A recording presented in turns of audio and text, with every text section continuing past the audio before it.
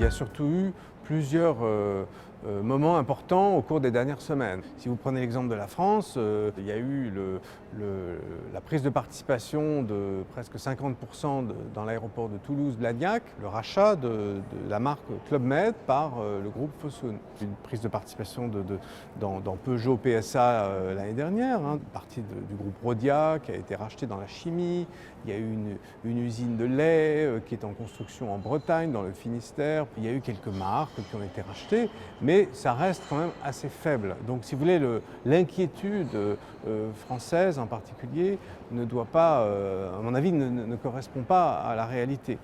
Par contre, la Grèce, l'Italie, le Portugal sont des pays où vraiment des milliards d'euros ont été investis dans des infrastructures, notamment dans l'énergie. Ils ont pris 25% de la compagnie d'électricité du Portugal, des prises de participation dans des sociétés pétrolières ou énergétiques comme Eni, Enel ou même l'Agence nationale d'électricité italienne.